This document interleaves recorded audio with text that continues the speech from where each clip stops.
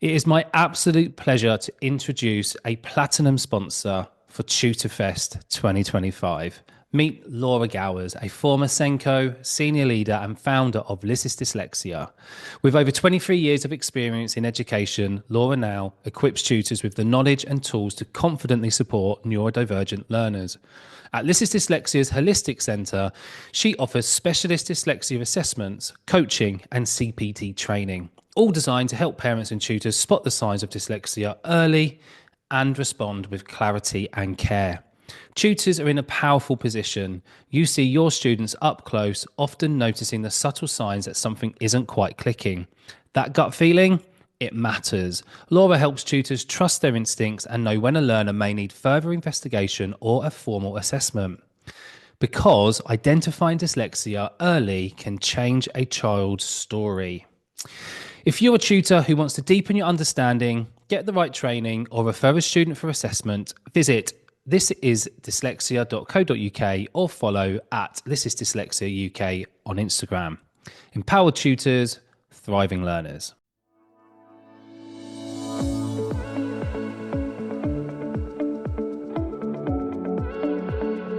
Welcome to another episode of Grow Your Tutoring Business. We have Vicki with us again for another episode because we're talking about protecting your energy. And Vicki, you host a session in our 12-week course all around sort of time management. And this isn't predominantly about time, but essentially is more about how we can protect our energy, how we use it, where we put it, what we can do in our lives to save as much time and energy as we can. So thank you for joining me today. I appreciate it. Welcome as ever.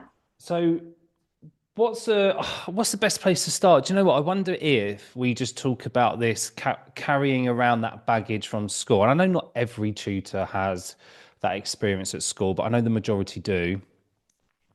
Because time's a weird thing in school, isn't it? Like it's just this scarce commodity. Like what was your experience of that in school? Um, yeah, I think the from what we were just saying before as well, something that was really frustrating was when you feel like your time is very short anyway, because you're very busy, you've got so much to try and squeeze in. And then if you feel like your time is being wasted, it's like absolutely maddening. Like Mm. it, it's really frustrating um, because you've got so little of it.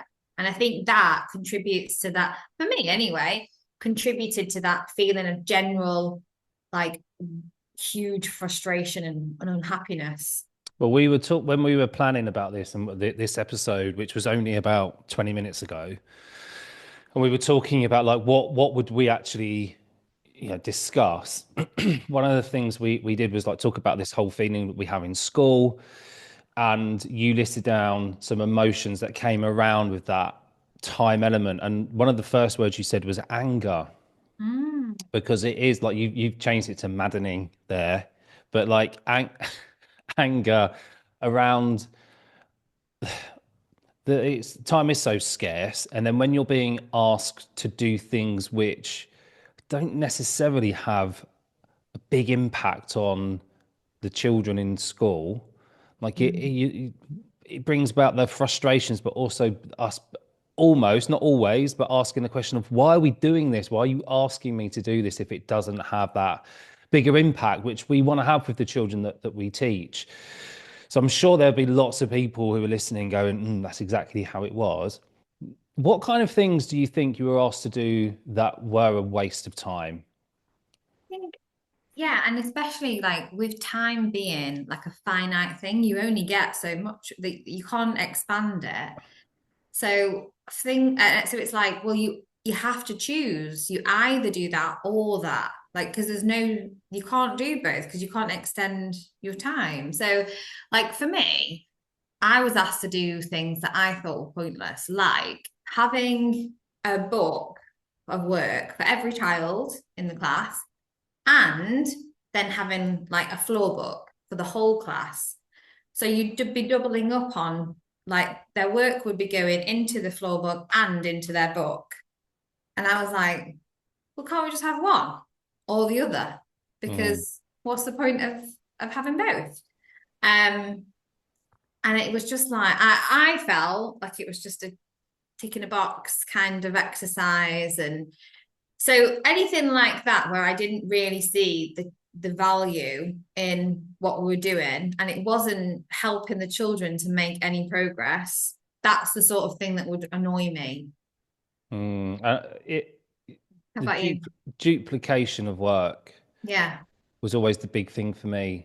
I didn't. We did have it a little bit in the first school that I taught at, a tiny bit, but it was often we had some experienced teachers in that school, and so it was often pushed back by them. Like the ones who had been teaching for 20 years or more really did look after like what was accepted and what wasn't. When I moved school and those experienced teachers didn't exist, like the SL, apart from the head teacher and the CEO, in the other school, everybody was quite new. And when we were being asked to do things, there wasn't the same pushback. And so I was the one going, what are we doing this for? Like, I'm already marking in this book. Why are you asking me then to remark and upload it here? Like, surely we just want to do the capturing of it here. If we're going to do the data online, let's do it online, but let's Mm. not do all of this stuff as well, because that's doubling up on what we have to do. But from a time perspective, it was just unrealistic, so unrealistic. That But was me then, as well, the but same. if The you're book, the it was, only one, if you are the yeah. only one saying that, there's just no chance that you're going to get heard.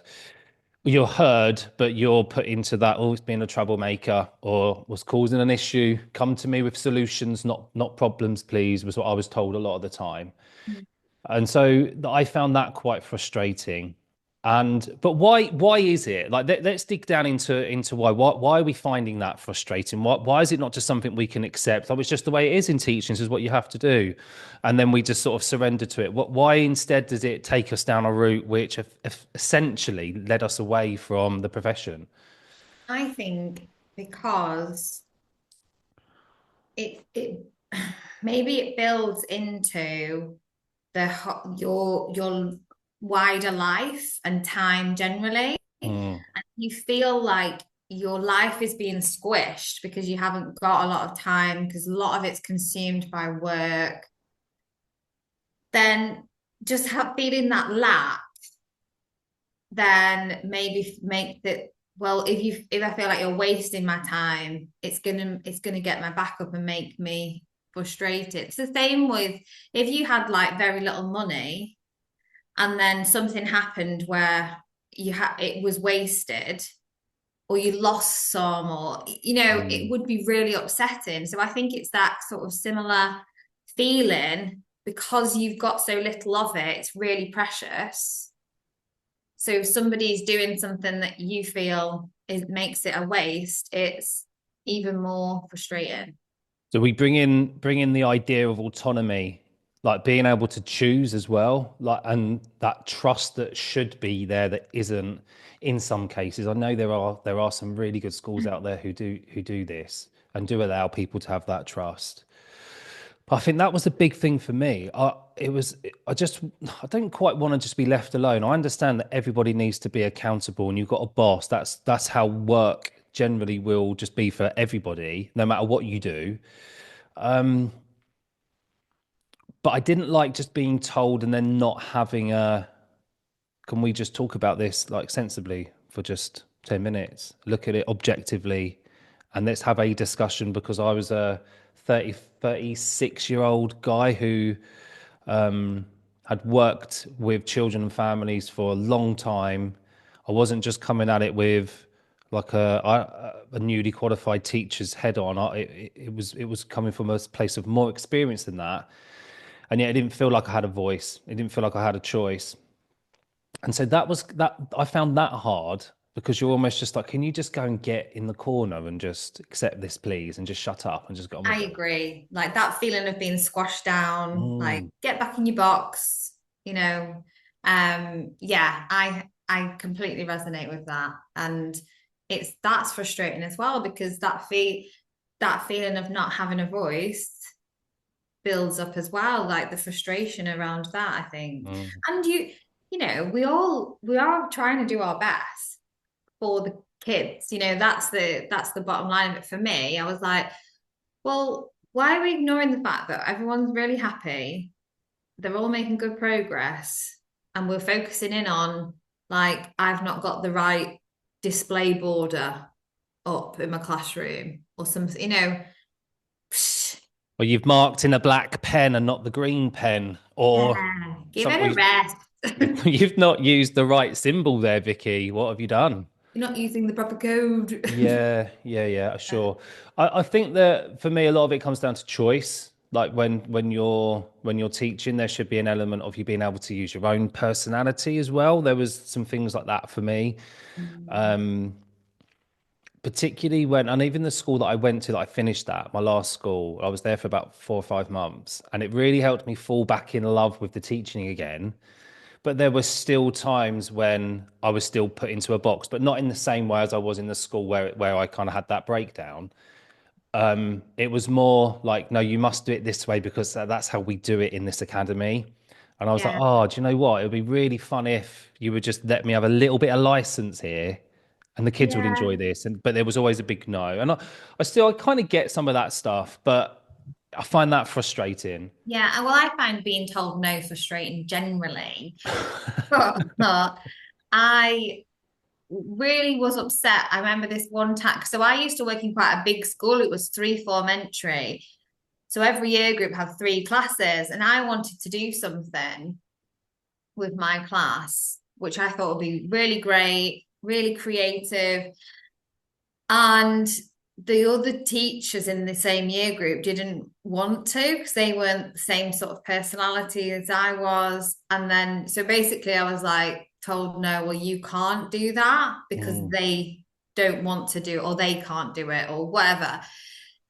And I just felt so frustrated by that, so stifled, that yeah, I can't just make my own decisions based on what I think my class are going to enjoy. And Mm. yeah, so I just felt really like squashed down. So there's a theme, isn't there? Like when we're talking about like this whole time versus energy, or time and energy, and how we're going to try and protect it. The theme is around whether you have the autonomy to choose, and if you don't have the autonomy to choose because, I don't know, you got a boss, or perhaps you're constrained by the subject that you teach in some respect, if you're coming out away from teaching. Perhaps there's some other constraints around your business that you're struggling to kind of wriggle free from. One of the safety factors in all of this is being able to either sit back and reflect, like how can you make changes, or if you do have a boss, do you have a way of challenging in a safe way, like so you still have a voice. It doesn't mean to say you're going to get what you want or all of what you want, but being able to say, I'm not sure about this, can we have a look at it, can we have this conversation, where you are going to be listened to, where your professional judgment is going to become part of the conversation at least, which might not change anything in the immediate future, but hopefully will plant a seed going forward.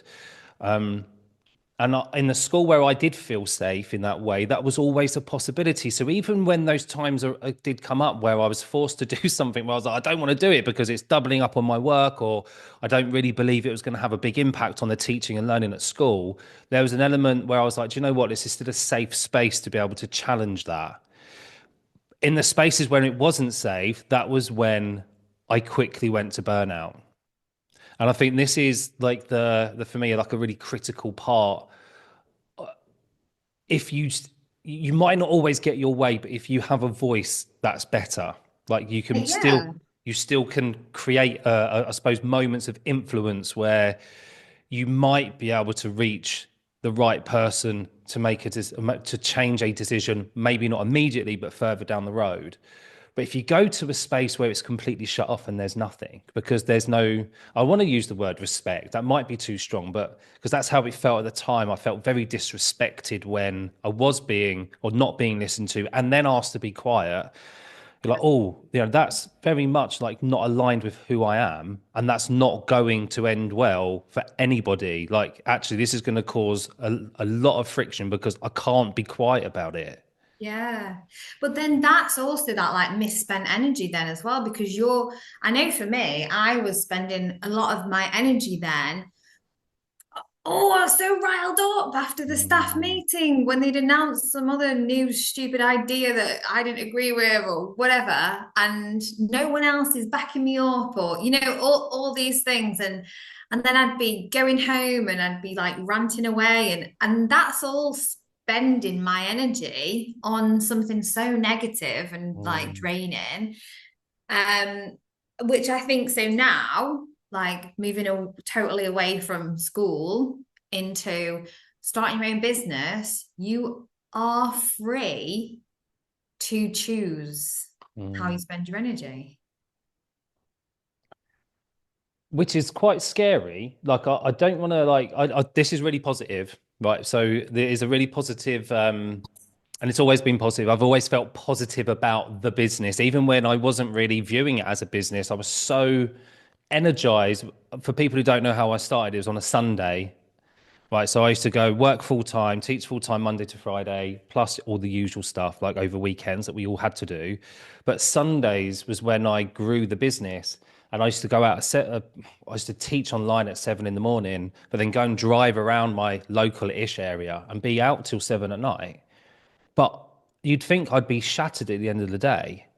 Oh my God, it's the complete opposite. I was buzzing. Like, I absolutely loved every second. So, like, I think that autonomy and choice around your business is, yes, you might spend a lot of time doing it, but there's, I don't know, a different type of energy attached to it. And it gives you energy, it gives you something, even if energy is not the right word.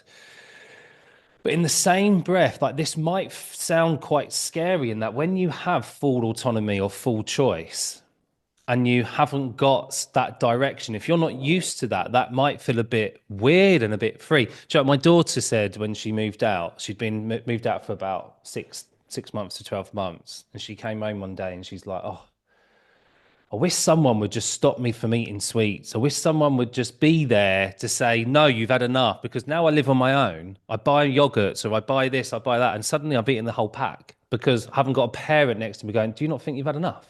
Yeah. You know, You put them back. yeah, yeah. Did you ask? Yeah. Yeah. Pay good money for And so there's a little bit of that attached to it actually. Now you have got the freedom and autonomy. You kind of have to relearn how to spend your time and also how you feel about your time as well. And I don't know about you. I mean, I was busy when I first switched away from like teaching full time, but I wasn't as busy as I was as a full-time teacher. I find that really hard to like work out because obviously it is busy, and you start a business, like it's going to be busy and hard work, and there's a lot in it, but I just don't think it's as stressful in the same way Mm. because it's your choice. How did you feel with downtime? Like, because we started off talking about not having that freedom of choice as a teacher and that frustration and anger that can come up because somebody's taking up more of your time doing something that doesn't make a difference. And then flipping that into being a business owner where, yes, you're working hard, you're building your business up. I mean, I know you built your business up relatively quickly. Like for me, I took a bit of a slow burn into it because I had another job I was doing during the day, just doing 4 hours a day. And then I was like tutoring in the evenings, much like I'm doing now, really. But there were still moments in the day where I comfortably wake up at like 8 in the morning and not start work till 10. And so I've got this couple of hours where like I was used to be like, you imagine like 8 till 10 at Yeah. school is like prime, you're getting in, you're sorting everything. I mean, I used to get to school for 6:30, 7 every day. So that most of my day gone by the time I get to 10.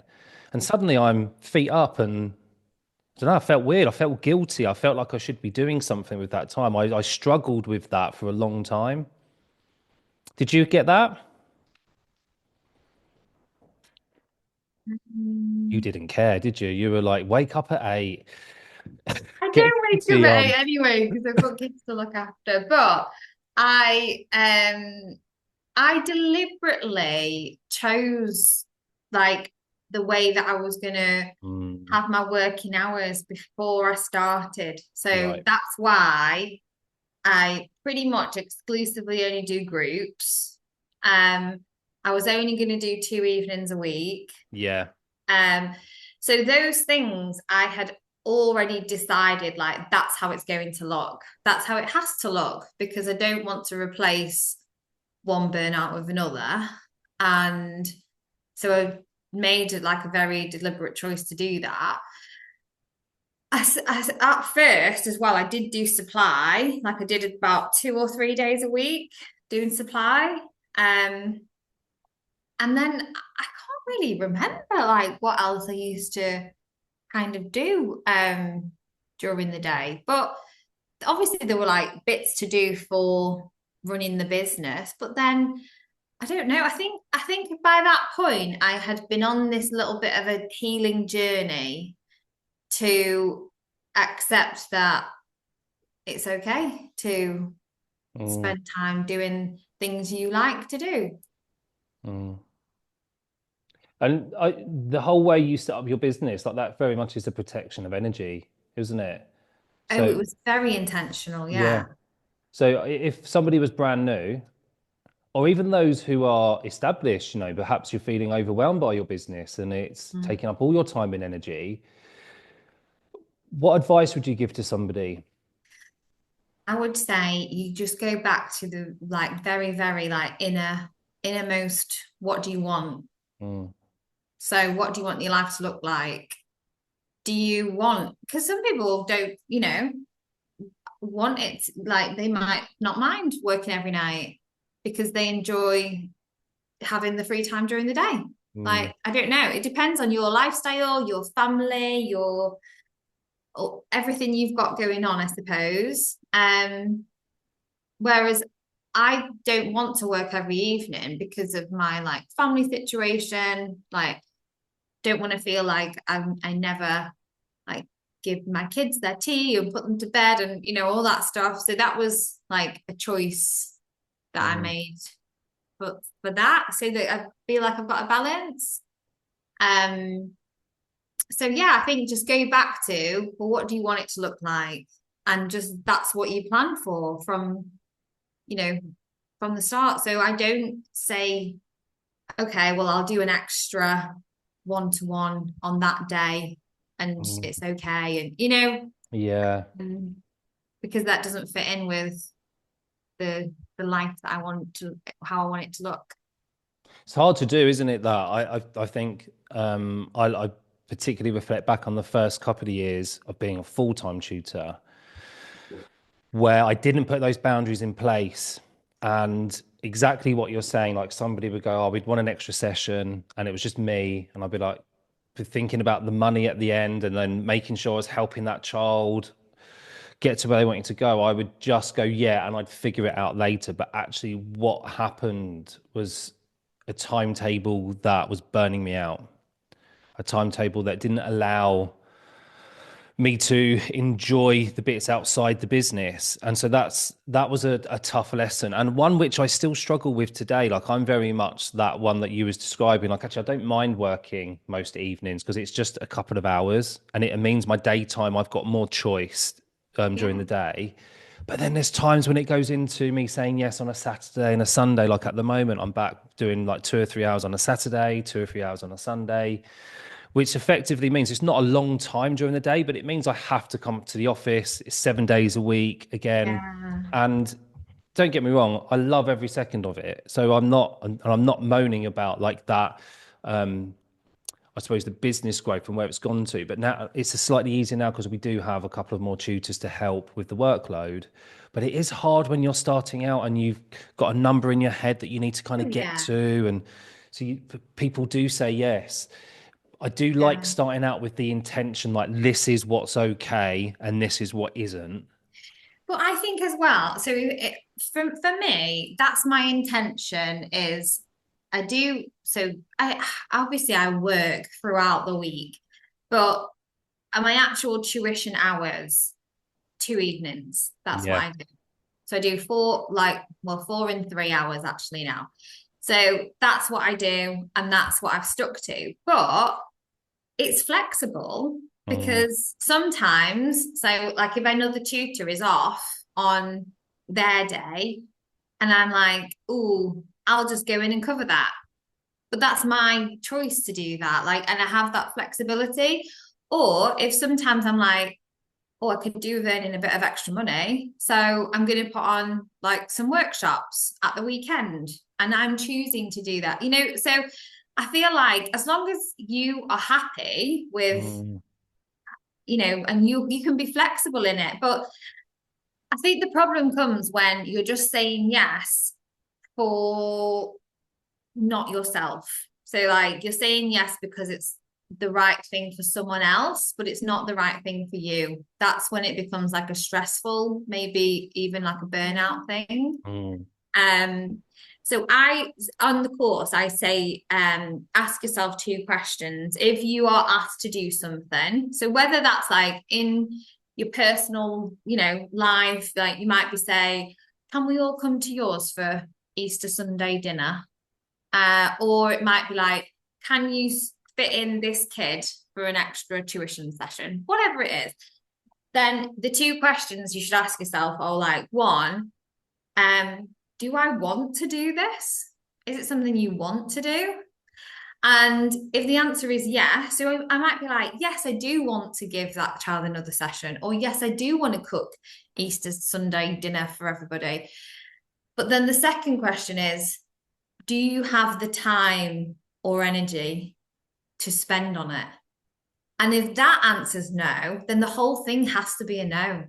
So even when you think, I do want to, mm, but I actually don't have the time or the energy or the capacity right now for that. And that's mm, okay. Like, and sometimes, you'll go through like a season of life where things just feel heavier and busier. And you don't have the same capacity for when, I don't know, like if you in like 10 years when my kids are all grown up and left and I've got loads more time, maybe then I've got time to like have a dog. But right now I'd be like, I'm absolutely not getting a dog because I don't have the capacity for looking after something else in my house. mm. I Those sorts think of it's a really good point about recognizing whether you have the energy and capacity to do something. I love the analogy of the money that you said at the beginning, and you reminded me before when we was planning like an analogy that I used to use quite a long time ago, which I haven't spoken about for a little while, which is whole how you spend your time versus how you spend your money. And I'm sure there's plenty of us who will resonate with this, where perhaps we've grown up with or been a young adult at a point, been in financial not sort of ruin, but perhaps not having the money that we needed, or perhaps that worry of getting through the month. Like, how closely were you watching your money during those times? Like when you know it's scarce, you pay attention to every little thing. You're like you're making decisions based on, is this the right thing to spend money on? Is there a way of me achieving what I need to achieve without having to spend this money on this particular thing?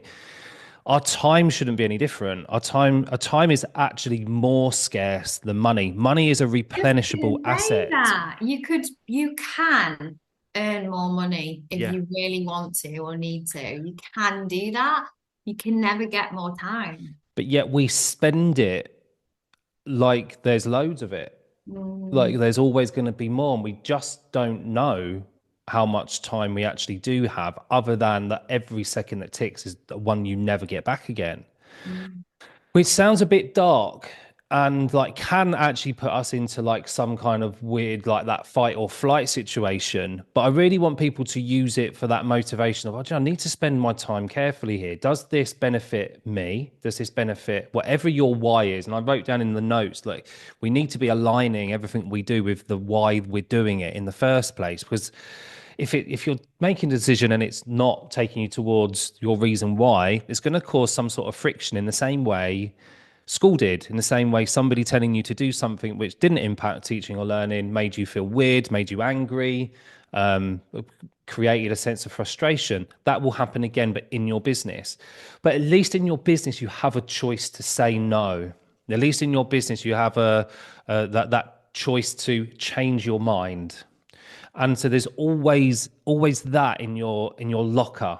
But you've just got to be brave enough to say the word no, or say, do you know what? I've actually changed my mind with this. This isn't the way I want to go anymore.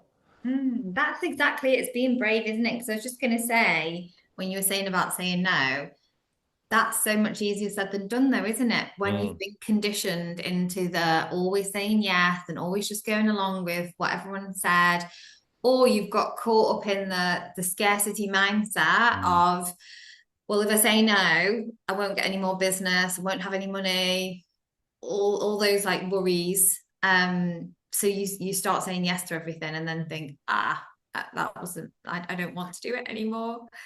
Going a bit deeper on the people pleasing, the yes and the no, there is something around patterns of behavior with this as well. Like what happened, we're talking about at that neurological level where we do carry around baggage, there's no doubt. So for example, when we were in school and someone asked you to do something but it was against your values anyway as a person, or against what you thought was right, but you're in that position where you've got to say yes, because what choice do you have?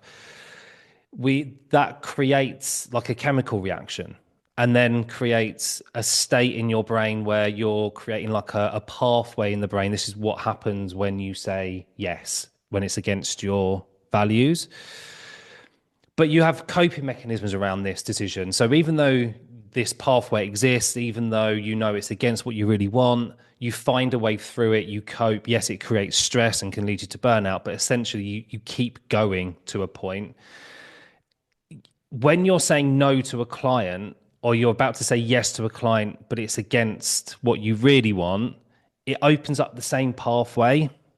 And so Yeah. you can end up, without doing the work, end up falling into, I'm going to say yes to this, but I don't really want to. And then you end up going down the same pathway you did, or the neurological pathways you did when you were a teacher. And that will feel wrong. That will feel wrong.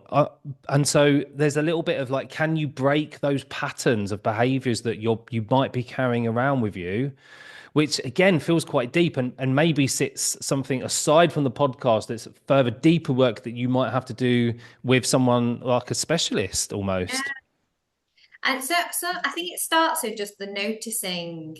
So like noticing when you feel that sense of frustration, or that like, oh, I wish I hadn't said yes to this. Mm, Notice like, well, why is that? And kind of try and dig into it a little bit for yourself. mm, And then I think it is just a bit of like practice of, okay, well, next time I'm gonna say no. And sometimes you might need practice with that in a almost like have like a scripted thing that you're gonna say. Or you don't have to say no. You can say things like, let me have a look and I'll get back to you. So just don't yeah, no, yes straight mm, away. I At agree. least give yourself a buffer.